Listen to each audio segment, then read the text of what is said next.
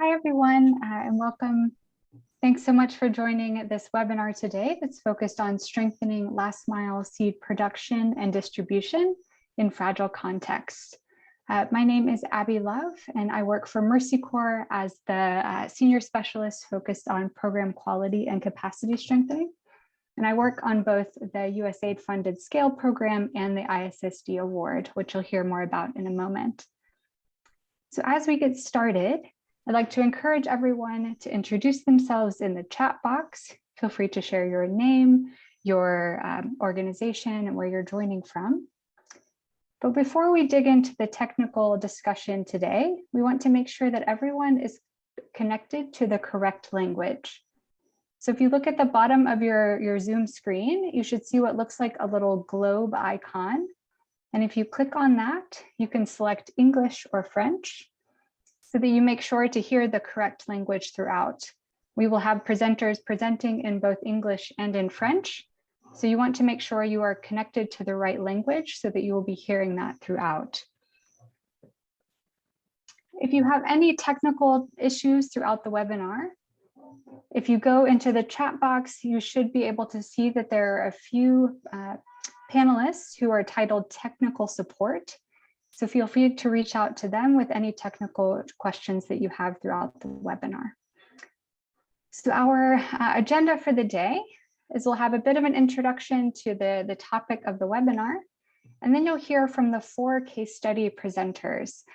These are the organizations that help to write these case studies, and it's their models that you'll be hearing about today. After that, we'll have a panel discussion, and we'll be taking some questions from the audience as well. So throughout the webinar, feel free to use the Q&A box, which is also at the bottom of your Zoom screen, to ask any questions of the panelists. They will be answering some of them throughout, and you can also feel free to upvote if there are ones that you are particularly interested in hearing responses to. So before we get any further, we wanted to do a few poll questions to get an idea of who's in the room with us today. We're interested to hear your experience with last mile seed systems. So do you have extensive experience? Is this something you've worked on a lot? Is this a totally new topic for you? It'd be great to hear kind of where your interest and your expertise lies. Great, it looks like we have a few experts in the room. It'll be great to hear your experience through the chat box. Feel free to share your insights. And then also lots who this is new to. You're here to learn and to hear, which is really, really great.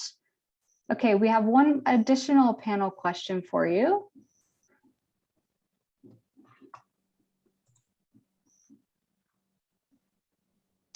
Which is, what is your experience working in fragile contexts? Because that's the focus today. It's the seed system, or last mile seed in fragile contexts.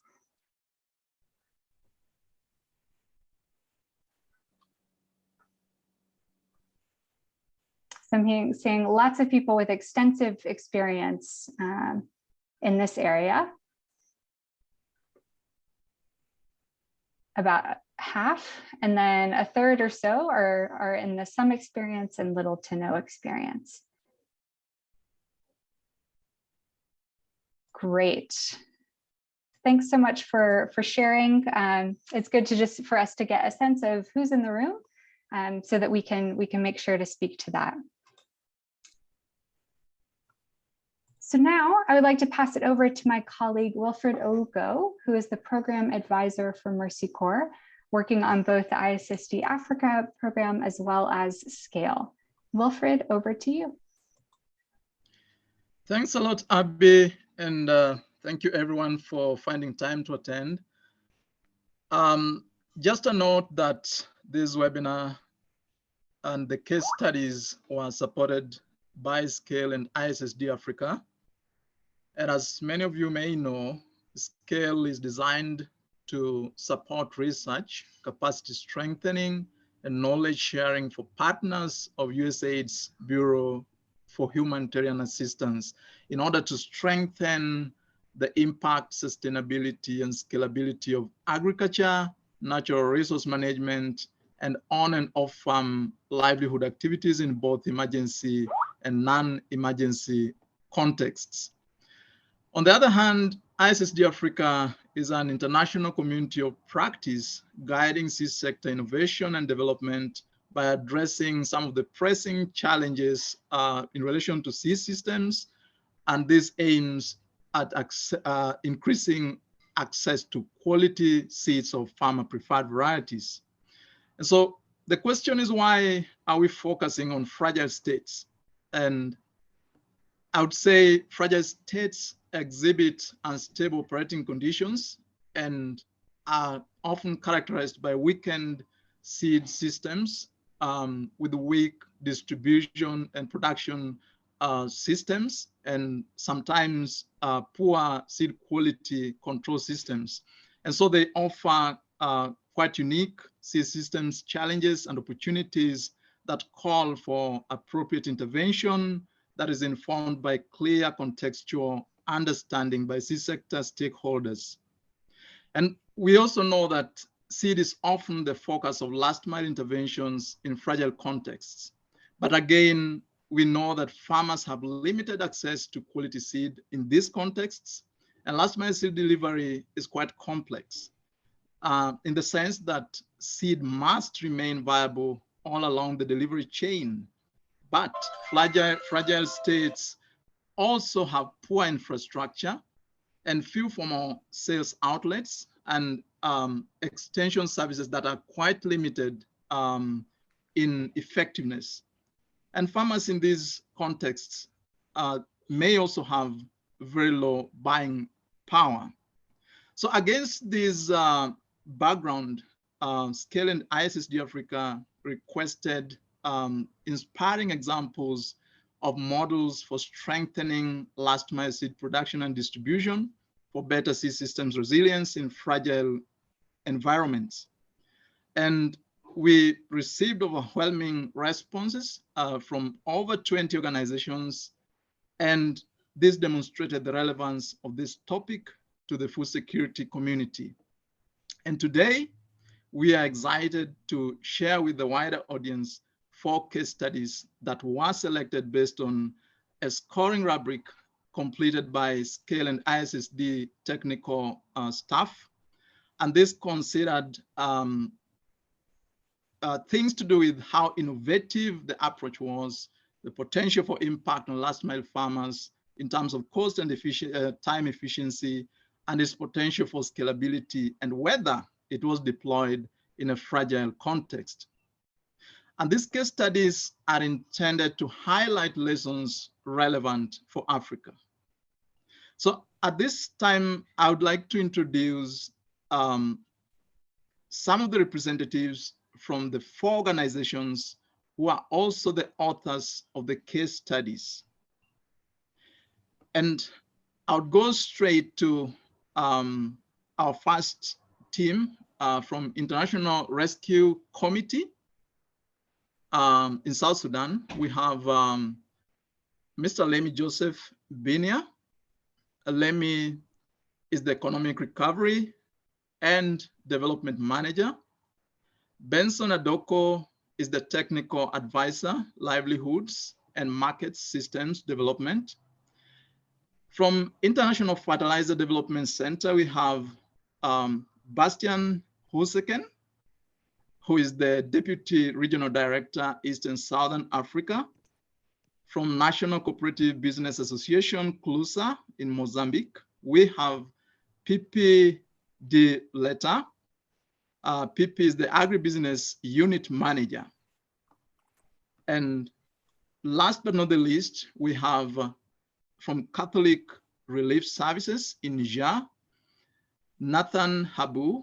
Nathan is the Private Sector Engagement Lead. I would like to thank this team for the work that they did in terms of putting together the case studies, and we really appreciate these efforts. At this point, I would like to invite the first co-presenters. I would like to invite Mr. Lemmy Joseph Benia and Benson Adoko to take us through the IRC case study entitled Local Seed Multiplication in South Sudan, Building the Resilience of Host Communities and Refugee Farmers. Welcome, Lemmy and Benson. Thank you very much, Wilfred, and welcome everyone. Benson Adoko here. We will be sharing with you IRC's experience as already stated, and alongside with my colleague, Joseph Lemmy. Maybe briefly to take you through the background of the context. Next slide, please. Yes. So in terms of background, of course, the project was implemented in South Sudan. And as all of you know about South Sudan, we've had several years of conflicts ever since independence in 2011. And series of crises that includes drought as well, which led to the third largest refugee crisis around the East Africa, with over 4 million people displaced and over as refugees, and over 2.2 million internally displaced. We also know that South Sudan also harbors refugees from North Sudan. These are refugees from South Kordofan who fled the war as well in that region, and came into Northern Sudan in an area called Pariang, which is their Jongtok, and the Pamir refugee camps where they are hosted. This area has over 85,000 refugees, of which 60% of them are female or children, and then over 25,000 host communities also, staying in this surrounding. In terms of the challenges really that this population face, we see recurrent conflicts and natural shocks, and we also see, severe levels of acute food insecurity, with over 70% of the population affected. And this has led to multiple vulnerability amongst the host community and refugees. And the challenges around really access to food have been exacerbated by limited access to viable and local adapted seeds. We also see very high levels, of cost of inputs that farmers have to face. And alongside that, disrupted systems in terms of access to inputs, support structures from government. And for refugees, basically, the biggest challenge has also been lack of access to productive land, alongside tensions between host communities and refugees. With funding from UNHCR, of course, IRC implemented a food security project, which was hinged on building a local seed system in Ajongtok and Pamir refugee camps. And we worked with over 60 seed producers, as will be explained later by my colleague. I want to take this opportunity to invite my colleague Joseph to briefly tell us about this project and also the approach as we go through the slides. Over to you, Joseph. Thank you, Benson, and hello, everyone.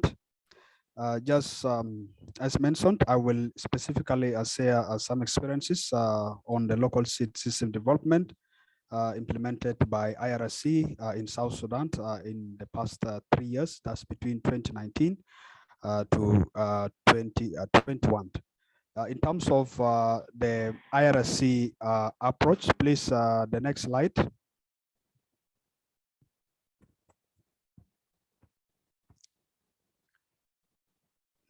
Next slide.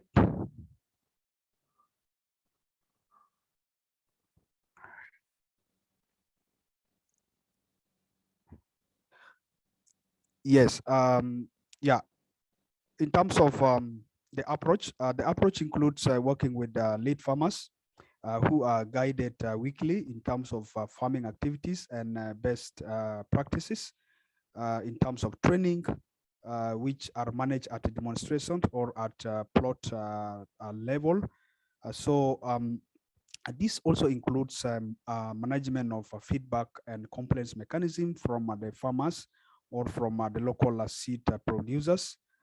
The seed producers are mostly comprised of host and refugees who are engaged in the seed multiplication through demonstrations, and of course lead outgrowers farmers in ensuring quality seed production. I'm not seeing the slide from my side. Maybe the presenter can try to put it up. Yeah. Yeah. So in terms of the seed producers, equally, we see that the seed producers are supported in terms of establishment of linkages and lead marketing through the Farmer Economic and Market Association, which was formed in 2021 to provide basically linkages to the seed producers in terms of market and some external trainings in terms of agribusinesses. The farmers, of course, are organized in groups of between 25 to 30, and through the community extension approach, providing seasonal agricultural production activities, including trainings on a local seed production and good agricultural practices, as well as monitoring and reporting on production. Also addressing issues to do with safety and security. This system is implemented actually in two diverse communities, agro-pastoral communities and farming communities, in which the aspect of peaceful coexistence is very, very important. Through the Agriculture Production Committee, which doubles as the Peaceful Coexistence Committee, ensuring also that there is safety for refugee farmers while they are at the farmland, including dispute resolutions and community sensitizations on peaceful coexistence, as well as seasonal planning of all agricultural activities, including farmer mobilization, which is done by the Agriculture Production Committee, as well as refugee access to farmland, which is always through advocacy and lobbying through the Peaceful Coexistence Committee that doubles as the Agriculture Production Committee. The next slide, that is about the results. In terms of our results from our midterm evaluation of the project or of the local seed system, we have seen increased cereal seed production, and this equally has improved on the seed security in the sense that farmers are able to adopt good agricultural practices, which also provided about 70% of the refugees and 87% of the host community are able to increase their access to locally adapted seeds. In terms of crop yields and improvement in the food security, we have also seen that there's increased average yields, mostly in crops like sorghum, cowpeas, and sesame, and with mostly 100% of those farmers who participated in the local seed system were able to meet at least the 30% food gap, mostly for the refugees, knowing that WFP provides refugees only 70% of food, meaning 30% has to be met by the farmers. We have also seen 62% female participation, also reported an increase in terms of daily household food consumption, as well as also increase in agribusiness and improved social cohesion, where 30% of the farmers involved also increase seed-based income generating activities in the local market, while we have also seen about 80% of the seed producers have reported increased sales in terms of incomes from seeds, while 77% of the project clients also reported improved cohesion. And lastly, of course, the local seed system also helped in terms of strengthening value for money, where the seed producers have now been organized in a Farmer Economic Market Association, FEMA, and the provision of local seeds, where IRC now between 2019 and 2021, 2019 procured about 80% of the local seeds from the farmers and about 100% in 2022. Value for money also has also increased about 47.6%, and this has reduced the cost in terms of quality seed support and access. Thank you, Joseph. Thank you so much, and I hand over back to my colleague Benson. Thank you, Joseph. And really, just to crown it, looking at, of course, lessons, we see that having a demand-driven approach to seed system development is critical for developing seed security and also improving food security. And we see that community-based seed system is really an option for fragile contexts, in that the adoption process is enhanced through community structures. We are also seeing that promoting peaceful coexistence is critical in this kind of interventions, strengthening uptake, and also improving cohesion. And locally adapted and preferred seeds are essential for fostering local sales or local seed markets, and also for farmers at uptake. I think just looking at the next steps that IRC is now pursuing, one, we are looking at, we are advocating for more support to host community farmers predominantly, because the current support from UNHCR is really targeting just refugees and only about 10% of host community. So areas of, in terms of access to tractor services still remain a gap for host community, while for refugees, land access also remains a challenge.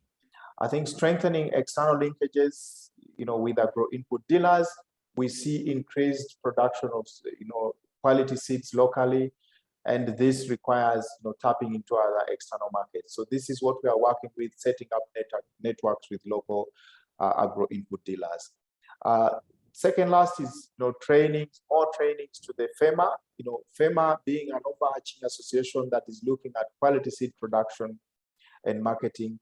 They are also supporting new farmers who are joining the seed production, basket.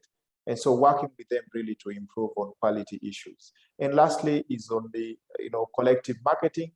Because they are managing a network of farmers, we also continue to build their capacity around collective marketing, collective, seed collection and storage, and also packaging. So these are really key areas that we are working with, basically seeing how we can tap external markets. Of course, in terms of challenges, there are still a few challenges which we continue to work upon with the peaceful coexistence committees and with willing donors, and also with government within this project location. And with that, of course, I would like to now call on Bas from PSSD to also share with us their experience. Over to you, Bas.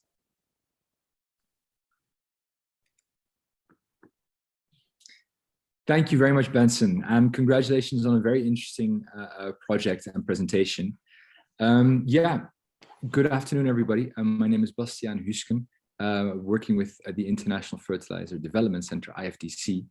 And today we'll be talking about a project that we have been running in Burundi for the last 4 years, which serves the basis of projects that we will be implementing in Niger, Mali, and South Sudan in the coming years as well. So please, can we go to the next slide, or the first slide, I should say. Okay, the picture has loaded. So IFDC, with the PSD project, which stands for Private Seed Sector Development, has in Burundi attempted to empower and leverage the interests of the private sector to provide transformative products and services to vulnerable people involved in agricultural production. The products and services, of course, are seed. That's what we're all talking about today. The seed-related products and services. And what we've tried to do with the private sector is empower them by giving them the skills and the strategies required to reach farmers, but also incentivize them to actually engage with farmers on a commercial basis. How have we done this? Well, the focus of the model is enclosed in this formula that I have here beneath on the screen. It's A squared QVP squared, which is a variation of the 4 Ps or other marketing strategies that I'm sure a lot of us are aware about. But what we try to focus on is A squared QPP squared, which stands for accessibility. So for us, the first hurdle to overcome and the first strategy that we've tried seed companies to come to terms with is how to make seed physically accessible to farmers, and not just seed, but also the advisory services. So in that respect, we've trained companies and producers to master last mile seed sales and distribution, which includes the establishment of points of sale in rural locations in close proximity to rural farmer communities. Mobile sales agents figure heavily as well. These are people that are mobile. They are on bicycles or motorbikes, depending, and they engage with farmers in a large geographic zone. But we've also been working with micro demonstration plots. Now, I'll get back to that with one of the P's. The second point is accessibility. Sorry, the second point following accessibility is affordability. What we've tried to focus on here is making seed affordable. Rather than subsidizing seed, we try to focus on making the packaging tailored to farmers. So micro packaging, 1 kilogram, 2 kilogram, 3 kilograms. So farmers can buy however much they need. Rather than having wastage, they use everything that they require. And then, of course, to ensure that farmers are interested in buying seed, we have to demonstrate the quality. That's what the Q stands for. So quality demonstration is, of course, best done through showing demonstrations. Therefore, we have worked with private companies and producers, seed producers, to train them on the establishment of micro demonstration plots. Now, micro demonstration plots are small 2x5 meter plots, which are supposed to resemble as close as possible the actual plots that farmers cultivate in Burundi. The microplots are installed in very close geographic proximity to farmers, which is very important because farmers are mobility constrained, and in particular women farmers. So making plots close to farmers means that more farmers can accompany or attend, but also less mobile farmers, women farmers can attend. So that's the quality aspect. We need to demonstrate the quality of the seed to create a value proposition. Visibility is another one. We need to have make awareness of quality products and the use of quality products in agriculture something that is understood by farmers.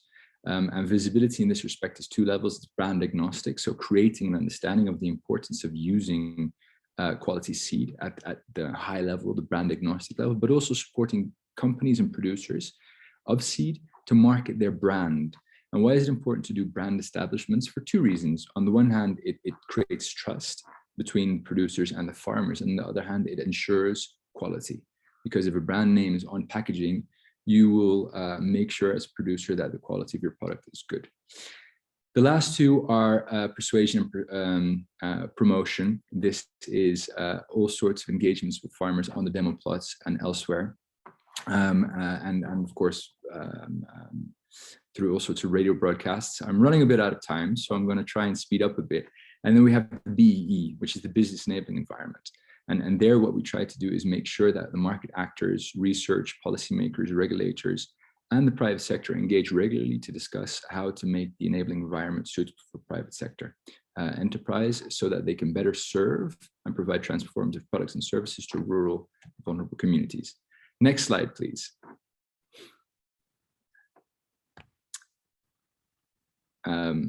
Yes, so this slide, I'm not going to take too much of your time. It basically summarizes what the project partners have been able to achieve over the last 4 years. And mind you, so the PSSD project has supported project partners in establishing the strategies and developing the strategies to engage with farmers, but these figures are derived from their results. So as you'll see, 3,741 metric tons of certified seed were produced and sold to smallholder farmers.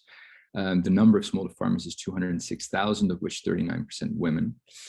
122,000 farmers have been trained on good agricultural practices, of which 45% are women. And this is because of the 11,500 demo plots that the private sector has been able to install across the country.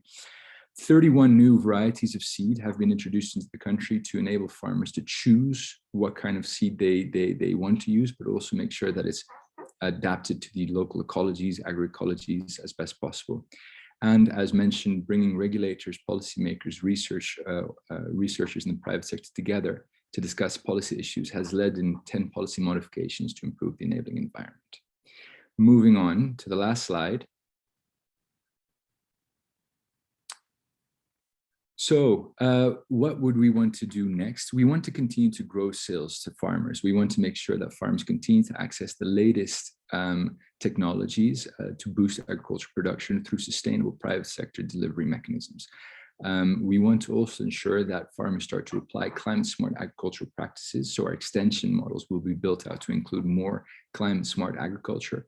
As an example, the microplots are now presenting intercropping.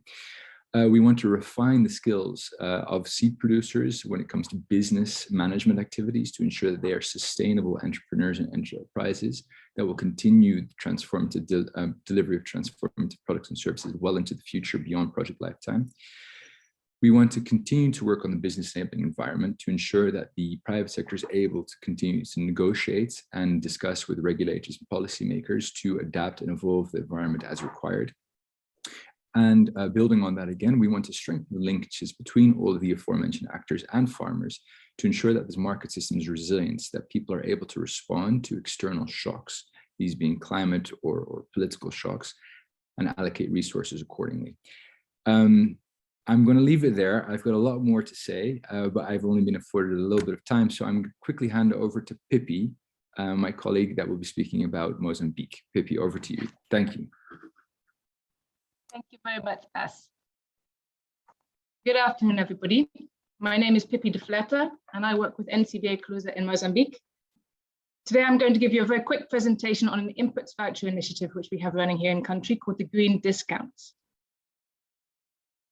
Next slide. Thank you. So firstly, let me give you a bit of context.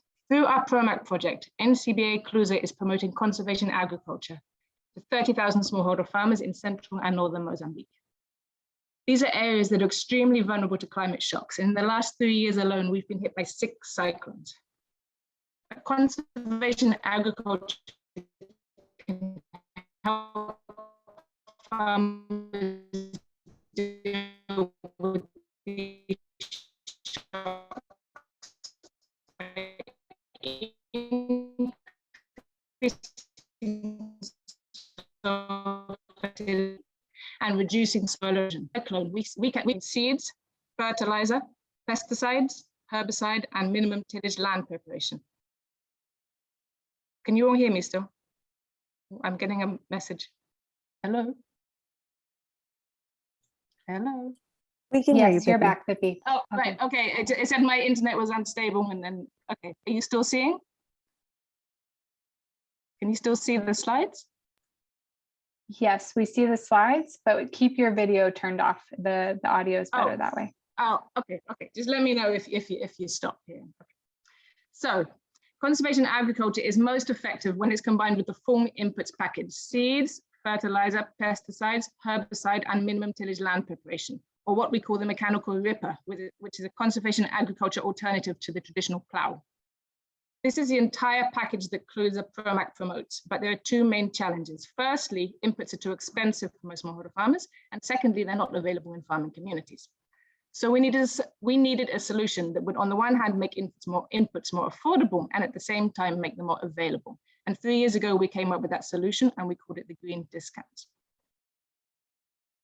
Green discount farmers receive an inputs voucher, which they redeem at their local, sorry, back a slide. Yeah, same slide, sorry. Green discounts farmers receive an inputs voucher, which they redeem at their local agri-dealer. That enables them to purchase an entire inputs package with all of the components that I just mentioned before. Packages come in 2 sizes. They retail from $100 to $400, and farmers are expected to make a co-payment. That started at 20% in the first year and has now risen to 50% as farmers are more willing to co-invest their own resources. We wanted to stimulate and strengthen the market system and minimize any distortions. So we work through commercial distribution channels. That means larger input distributors or hubs and smaller last mile agri-dealers, which we call the spokes. We also work via local entrepreneurs who provide the mechanical ripping services. We build the capacity of all of these actors through training, technical assistance, and mentoring in business and marketing. But the green discounts are much more than just inputs. We also bundle other support services together, such as mechanized ripping for larger farmers and weather index insured seed as standard and at no extra cost. Now, these are new technologies which we promote via demos and social behavior change activities. Also, in contrast to many other programs which merely distribute inputs but don't provide any technical support to go with them, the green discounts are different because we provide farmers with a technical support package that includes training in good agricultural practices as input use, in-field monitoring of their crops, often using drone technology, and market linkages and support to link with commodity buyers. So we know that all green discount farmers know how to use their packages and are getting the maximum benefits from them. Next.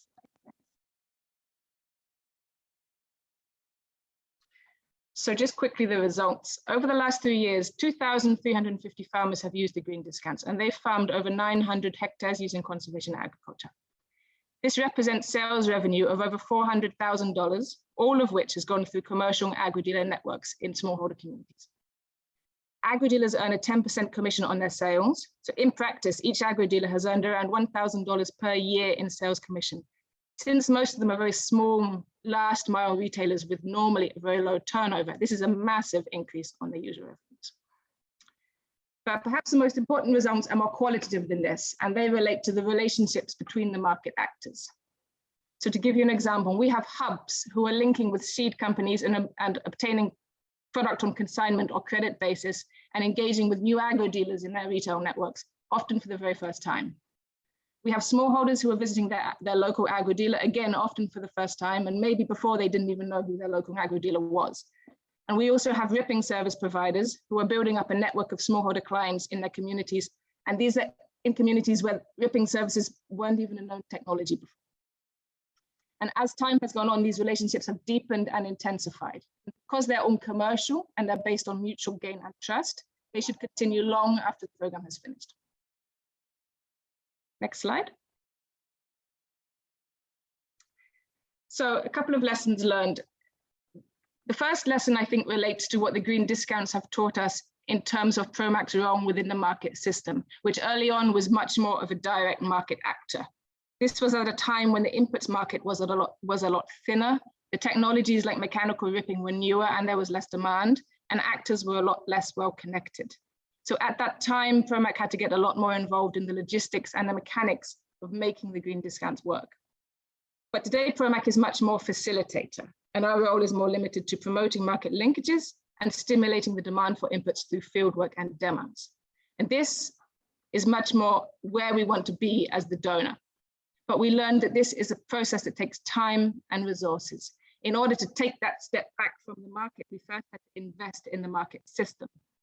So we realized that we needed to demonstrate the value to market actors. We needed to build their capacity to get involved, and we needed to buy down the risk for them to do that. So yes, today we can proudly say that Promac is a facilitator, and this, as I said, is much more where we want to be. But we learned that this is a process that takes time, investment, and experimentation. It doesn't happen overnight. And lastly, we learned that we need to coordinate with the alternative subsidies that are on the market, because it's a reality that there are other input subsidies out there. We're not the only one. And some of them are more attractive than ours, particularly, for instance, free seed that comes from the government, and also the FAO's e-voucher scheme, which is an inputs voucher very similar to ours.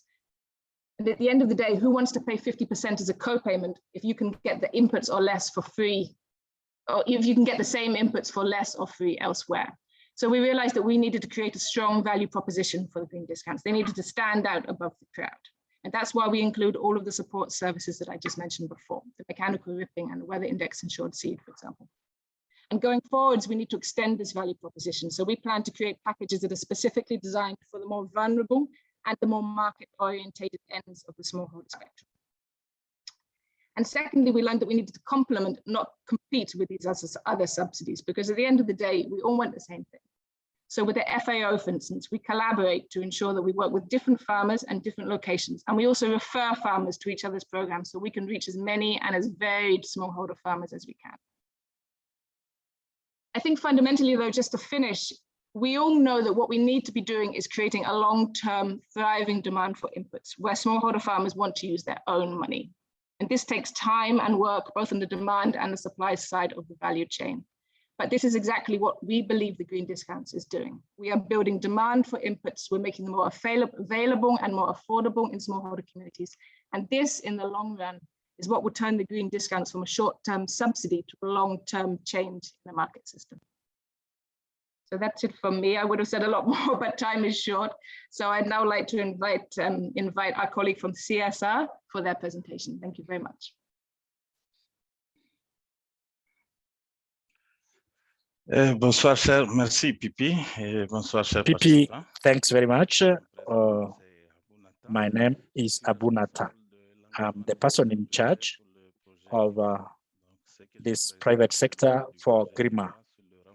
I'm talking about system strengthening. What I'm going to do, I'm going to present in French, even if you are going to see the presentation in English. GRIMA is a developmental project implemented by CRS Niger. Before the project, the improved seeds were available, but the community didn't have the purchase power. This is why GRIMA project gave itself this objective. So the producers use improved seeds. The project came up with an approach, a market-based approach, no free handouts or subsidies for the agro dealers or multipliers of the seeds. For implementation of this approach, we came up with a partnership with a seed company, which was a partner in with the CRS in previous projects. So together, we agreed to identify and train 66 seed multipliers and 66 agro dealers during 3 years. So 22 multipliers and agro dealers each year.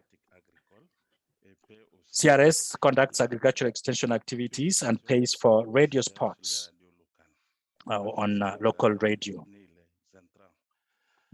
For those ones who are interested in inputs, and we buy all the production. This production, with the support of GRIMA, all this is transported to FESA, and we process this before we take it to the market. Agro dealers market the seeds through the depot sales and pay FESA at the end of the season. This way they get dividends. The objective is to develop a local market, sustainable local market for improved seeds, which is going to be autonomous afterwards, after the project. That is to say that the SAPET is going to enable people to continue. The radio spots is going to end in the year 2023. Next slide. Here you see a photo of Madame Adizel, who is our agro dealers. They are based in Bande community. Results. The first year, we had a number of buyers, 300 people who bought and used the improved seed. The second year, 1,500 for the number of persons who bought improved seed.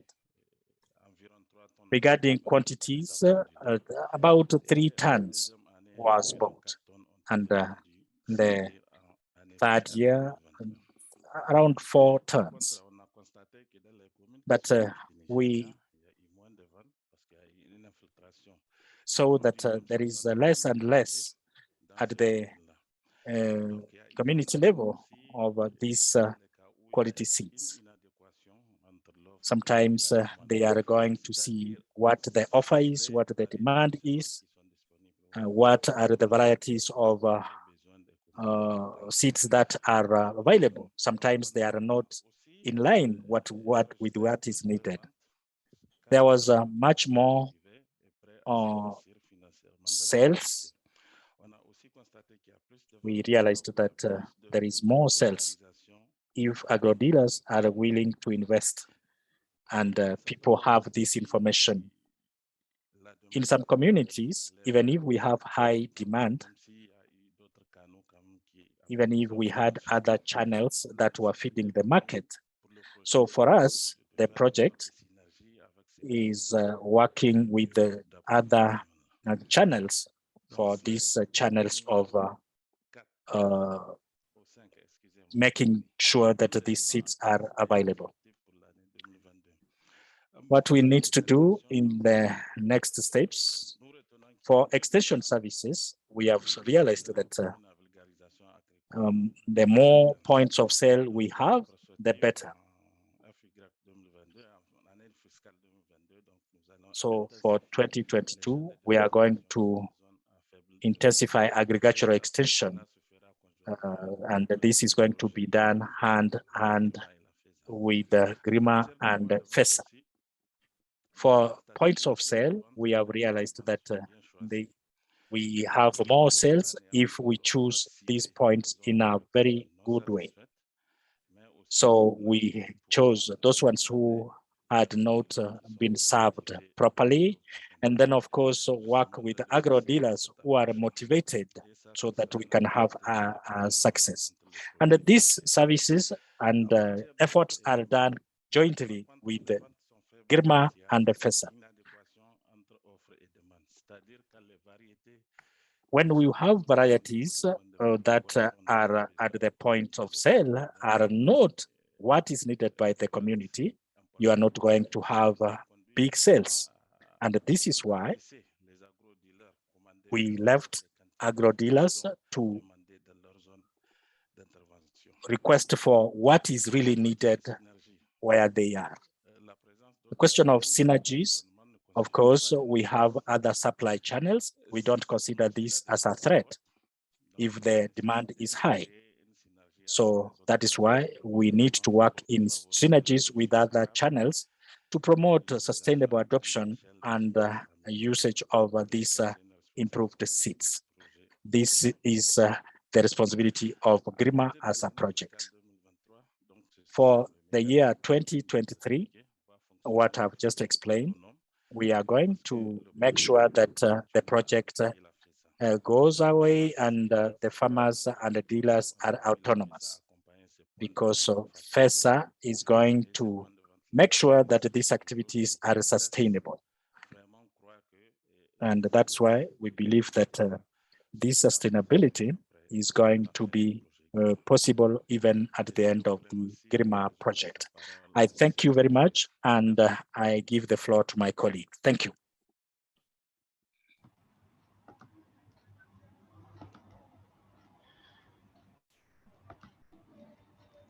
Yes, thank you so much, everyone, for very nice presentations.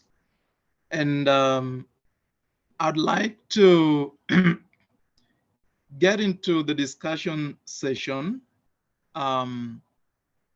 We might not pick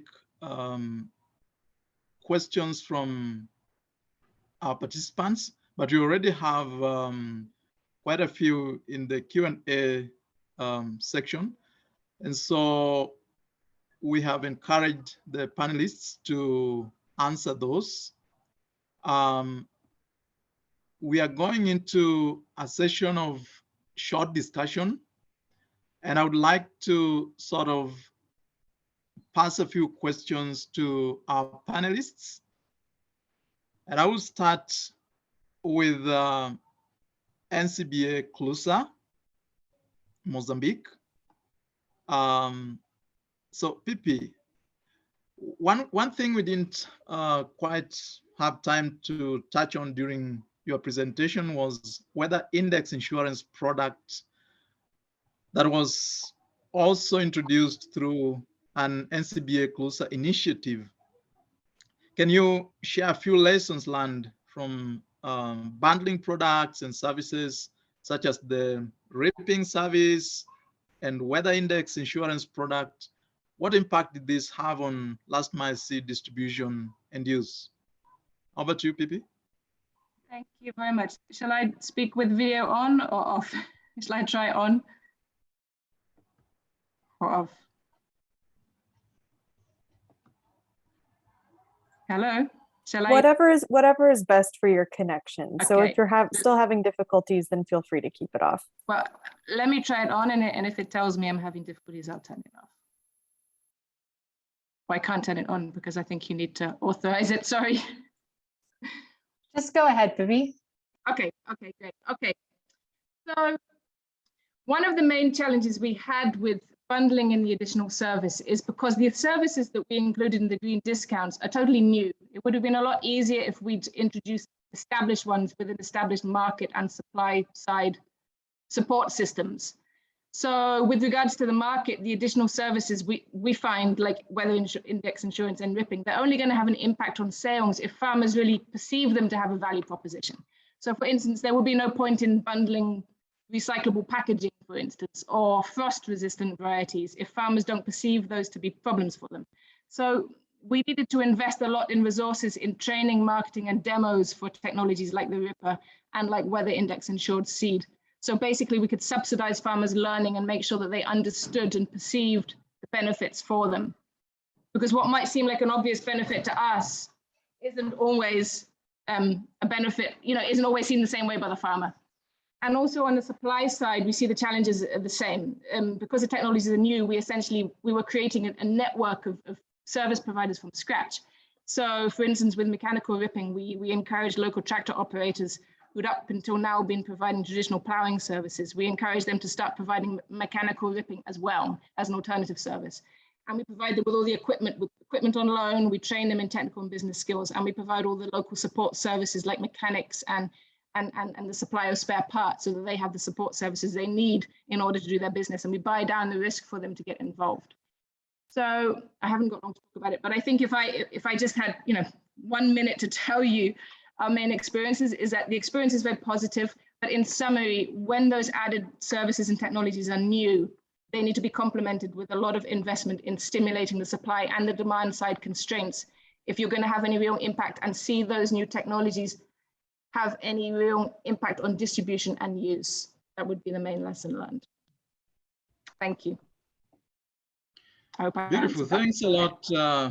Thanks a lot, Pipi. And I think that's quite detailed answer to the question. I'd move to PSSD. And so Bas, the PSSD model takes a very local approach to extension, demonstration, and sales. For instance, with micro demonstration sites and mobile sales agents. So how have the seed companies reacted to this approach? And have there been any unforeseen challenges that others should keep in mind if they were to adopt a similar model?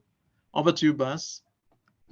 Thank you very much. Yeah, mobile sales agents are one of the foundations or one of the centerpieces for facilitating frequent and productive transactions and interactions between farmers and seed suppliers. There we go. Between farmers and seed suppliers. So what we have tried to do is help companies understand the type of person to engage in that respect. Somebody that is energized, that has an agricultural background, that is good as with engaging with farmers and with other people. And also help companies figure out that sometimes it's good to hire women in this respect, because women are better able to engage with women farmers, to relate with women farmers.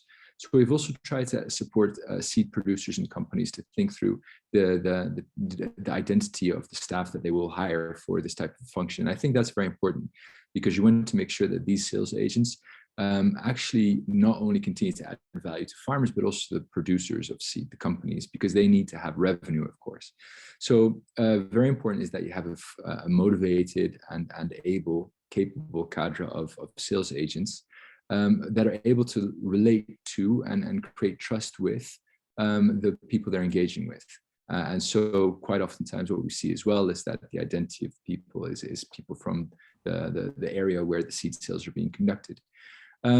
Companies have reacted positively, and actually we've had quite some interesting anecdotal feedback so far. There's not been solid research in this respect, but anecdotal feedback from seed companies that they do agree with the point that we tried to make about women seed sales agents being better to relate to women clients of seed and better able to relate to the challenge that they might face. So it's quite interesting. It's been an interesting dialogue, and not just between us and the seed producers, but also between farmers and the seed producers via their sales force. Yeah, what I'd say is the most important thing is to help seed producers understand the importance of engaging with farmers. And once that's understood, also understand the importance of engaging the right staff to relate to farmers, to engage with farmers, to be able to relay information received from farmers back to the seed producers, because there's a two-way function, a two-way street that these sales agents actually occupy. And one has promotion of the seed and sales of the seed and promotion of the transformative services, and this being good agricultural practice trainings. But on the other hand, they're also there to provide feedback to the seed producers, where seed consumers, farmers do not like a product, where it's not responding well, where there's maybe some sort of disease or other challenge being faced, that it has to be fed back to the seed producers to be able to react and respond and provide support as required. Back to you, Wilfred. I don't want to continue too long, but back to you. Thanks a lot, Bas, and we really appreciate that. I'll then move to CRS. CRS does Nathan. So Nathan, one of the challenges with partnerships has to do with managing expectations, because often partners' objectives are divergent. So with GIRMA's overall focus on improving food security and reducing malnutrition, and FESS commercial orientation, have you faced any challenges with divergent expectations, and how did you navigate these differences? Just quickly, yeah?